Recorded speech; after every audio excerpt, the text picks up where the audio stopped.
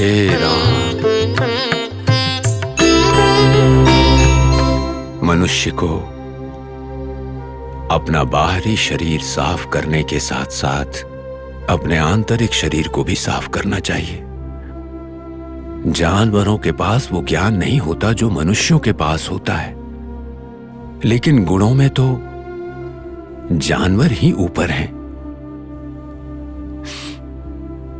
जानवर की तुलना में मनुष्य के अवगुण उसे बहुत ही तुच्छ बनाते हैं। हे साईं बाबा,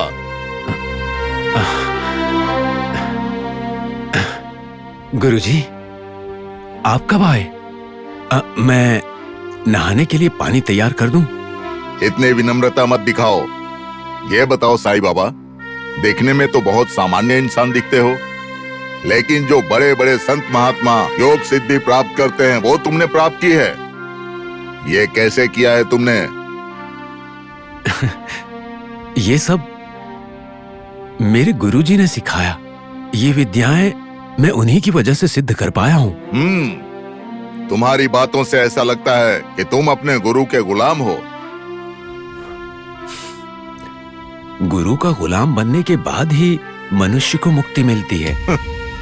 तुमसे तो बातों में कोई जीत नहीं सकता।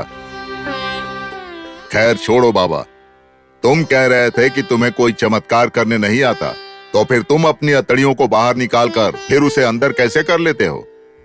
वो मेरे योगाभ्यास से संभव हुआ। क्या मैं योगाभ्यास नहीं करता, या फिर मुझे योग के बारे में पता नहीं है? मुझे भी शीर्षासन, पद्मासन, वृषभासन, शवासन सबके बारे में पता है। लेकिन तुमने जो तालाब में किया वो कोई आसान आसन नहीं है, और योग विद्या तो बिल्कुल ही नहीं है। वो तुम्हारा किया हुआ कोई चमत्कार है। नहीं नहीं गुरुजी, ये भी एक तरह का आसन ही है। ए साई, झूठ मत बोलो। तुम्हें जितने भी चमत्कार आते हैं मुझे अभी के अभी सिखाओ। अगर ऐसा नहीं करोगे तो गुरु की बात ना मानने का पाप लगेगा तुमको। गुरुजी, मैंने कभी कोई चमत्कार नहीं किया। मैं चमत्कारी हूं ही नहीं। लेकिन जिन लोगों को मुझसे मदद मिली वो मुझे चमत्कारी कहते हैं। ऐसा उन्हें लगता है, ये उनके मन की बातें हैं। मुझसे ऐसे काम की अपेक्षा मत कीजिए। मैं एक साधारण फकीर हूं। ठीक है, मैं आपके लिए खाना बना देता हूं।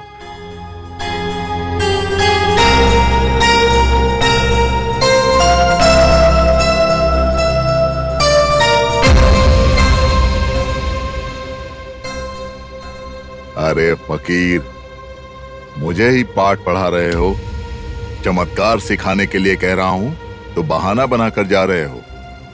मैं देख लूंगा, तुमको देख लूंगा। मटका मटका मटका, दीदी बहनी मटका, एलो मटका, बढ़िया मटका। एक बार दीदी देख के जाओ। मटका, आप भाई मटका देख लो। भाई आओ आओ। दीदी, मटका मजबूत है, पानी बहुत ठंडा रहेगा। एक बार देख करके जाओ। दीदी, कोई तो एक मटका ले लो ना। आओ ना भाई, आओ ना दीदी। हे बाबा, ये कैसी परीक्षा ले रहे हो? एक मटका भी नहीं बिका आज मेरा। 4 पैसे भी आज नहीं कमा पाया मैं। अगर मैं यहीं बैठा रहा तो शायद आज एक भी मटका नहीं बिकेगा। मेरे हालात ठीक नहीं हैं। बगल के गांव में जाता हूँ, घर घर जाकर के मटका बेचूंगा तो शायद 4 पैसे मिल जाएंगे मुझे। बाबा साईं राम। ओ मटके ले लो, मटके, मिट्टी के मटके ले लो, मटके ले लो, मटके। माई, माई। क्या है? मटका ले लो। कोई भी मटका नहीं चाहिए भैया। घर में जो मटका है उसका इस्तेमाल नहीं हो रहा है। एक समय का दलिया बनाने के लिए। और कितना मटका चाहिए? मटके में तो तुम अनाज भी तो रख सकते हो ना भाई। पूरा शिरडी गांव बिखर गया है। बोई हुई फसल भी सूख गई है। हम कौन सा अनाज रखेंगे मटके में, बताइए। ऐसा क्यों बोलते हो? ये पूरा शिरडी गांव तो समृद्ध जगह है ना। वो पुरानी बात थी, अब नहीं है। जाइए आप। मटका ले लो भाई, मटका ले लो। अरे बताया तो था भाई, बात तो हुई थी। मटका ले लो, मटका बताओ। मटका ले लो, मटका। भाई हाँ भाई, दूसरे गांव से आया हूँ, तुम्हारे घर के लिए एक मटका तो ले लो। मटका लेके मैं क्या करूँगा भाई, मैं तो गरीब हूँ। अमीर लोगों के घर जाके बेचो, वो मटके ले लेंगे। भाई गलत मत समझना, आज सुबह से मैं एक मटका भी नहीं बेच पाया हूँ भाई। एक भी मटका नहीं बिका मेरा, एक पैसे नहीं कमाए। ऐसे तो मैं घर भी नहीं जा सकता, मैं बहुत गरीब आदमी हूँ भाई। देखो भाई, हम बहुत गरीब हैं, हम इसमें आपकी कोई मदद नहीं कर पाएंगे। वहाँ जाकर अमीर लोगों के पास बेचो, वो ले लेंगे। हमें माफ कर दो भाई, जाओ। भाई कम से कम दिया तो ले लो। दिया जलाने के लिए तेल चाहिए, बत्ती चाहिए, वो सब कहाँ से लाऊंगा? और तो और हमारे गांव का उजाला अंधेरे में बदल गया है, दिया जलाकर मैं क्या करूं बताइए? समझ में नहीं आता कि शिरडी के लोग इतने उदास क्यों हैं? क्या हुआ है? सबको क्या हो गया भाई? इस बुरी खबर को मुझसे मत पूछिए, किसी और से पूछ लीजिए भाई। ठीक है भाई।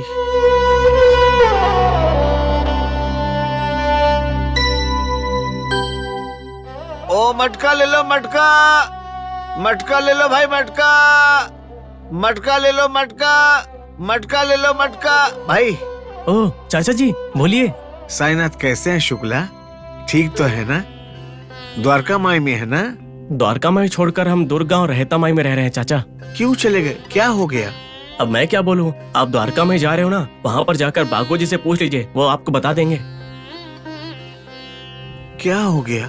ये लोग मुझे बाबा जी के बारे में क्यों नहीं बता रहे हैं? मैं द्वारका माई ही चले जाता हूँ, मुझे वहीं सब पता चलेगा। साईं राम।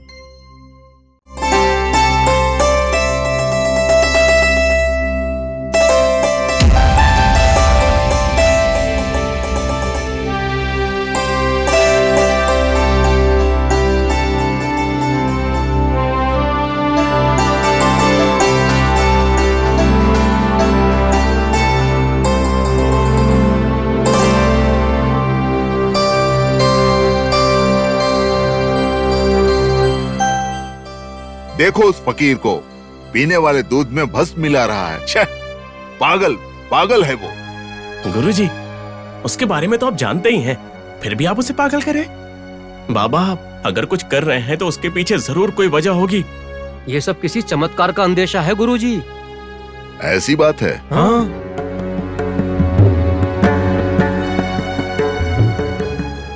ए बाबा, गुरुजी, पीने वाले दूध में भस्म मिला रहे हो, पूरा दूध खराब कर दिया तुमने। अरे गुरुजी, मैंने दवाई बनाई है, अभी वो इस्माइल आएगा ना, उसी के इलाज के लिए बनाई है। क्या? इस्माइल? वो कौन है? इस्माइल शिरडी का निवासी है। मुहर्रम के दिन कोयला पार करते हुए अचानक गिर गया और उसकी आंखें चली गईं। उसकी आंखें इस दवाई से ठीक हो जाएंगी, इसीलिए वो आ रहा है। ए बाबा, तुम बाहर गए ही नहीं हो, तुमको कैसे पता चला कि वो यहाँ पर आने वाला है? जब जुड़ाव मन से होता है तो वो कहाँ पर है, क्या कर रहा है, कहाँ जा रहा है, कहाँ से आ रहा है, सब पता चल जाता है गुरुजी।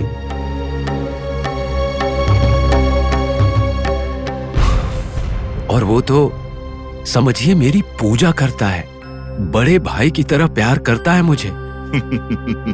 पुंगी तुम अच्छी तरह से बजा लेते हो, लेकिन कोई सांप नहीं आने वाला। बाबा, बाबा, भाई आओ आओ, आखिर तुम आ ही गए।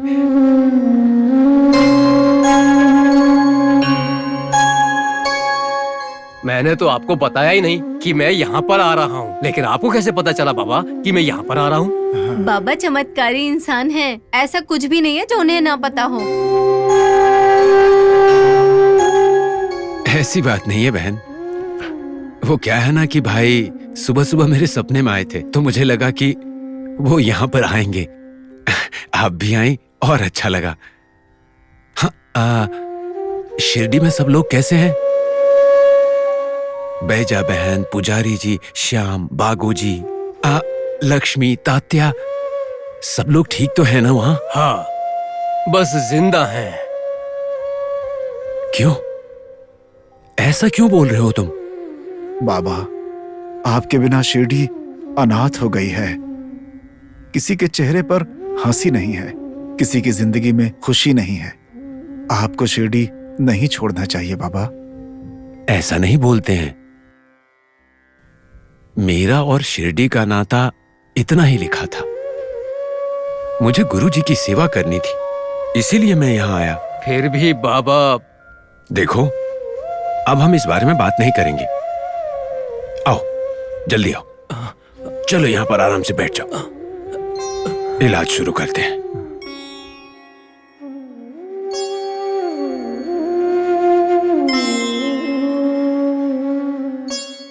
सुनो, थोड़ा इस तरफ घूम जाओ।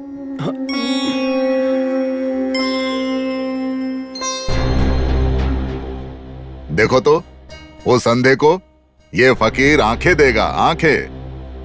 पता नहीं कौन सा चमत्कार करेगा। गुरुजी, बाबा के बारे में आप जानते ही हैं, फिर भी बार बार आप उन्हें ऐसा क्यों बोलते हैं? थोड़ा रुकते हैं ना, देखते हैं कि क्या चमत्कार होता है।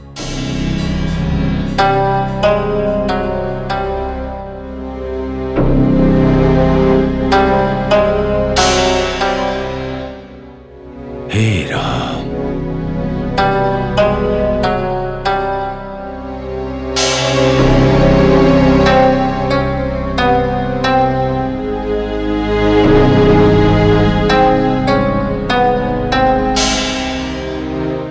इस्माइल, इस ग्लास में भस्म मिला हुआ दूध है। इसे पीते ही तुम्हारी आंखें लौट आएंगी। पी लो इसे। ठीक है बाबा। बाबा, रुक जाओ भाई, रुक जाओ। उसके बारे में बिना कुछ जाने समझे ऐसे ही दूध पिए जा रहे हो? बुद्धि नहीं है क्या तुमको? उसके अंदर लकड़ी का भस्म मिला हुआ है, पी लोगे तो मर जाओगे। अरे कोई फर्क नहीं पड़ता है। अगर बाबा के हाथों से मरूंगा तो मुझसे ज्यादा पुण्यवान कोई नहीं होगा।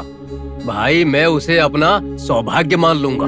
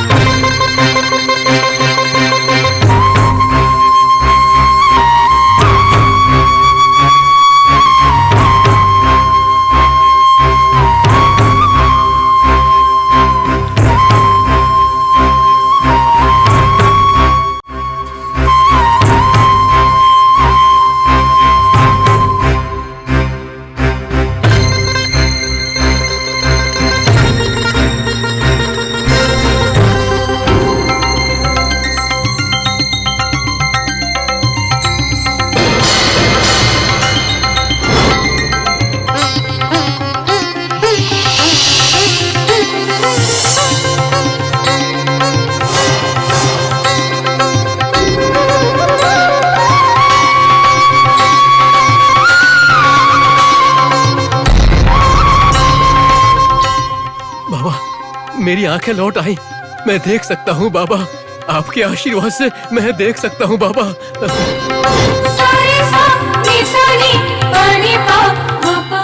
आपके आशीर्वाद से मैं देख सकता हूँ बाबा। उठो। आपके आशीर्वाद से मुझे मेरी आंखें मिल गई बाबा। अरे इसमें मेरा अनुग्रह नहीं है, ये तो तुम्हारे पूर्व जन्मों के कर्म का फल है। ये क्या? बाबा इतना बड़ा चमत्कारी है? हमने कहा था ना कि बाबा चमत्कारी इंसान है और कुछ भी कर सकते हैं। देखिए कैसा चमत्कार है। ठीक है, अब आप लोग यहाँ से चले जाइए, मुझे और भी बहुत सारे काम हैं। बाबा, क्या आज के दिन हम आपके साथ रह सकते हैं? बिल्कुल नहीं। देखो, मेरी इच्छा के बिना यहाँ पर कोई नहीं रह सकता।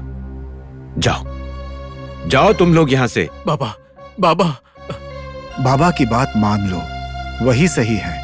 अगर वो जाने के लिए कह रहे हैं तो उसके पीछे कोई वजह जरूर होगी। चलो चलते हैं यहाँ से।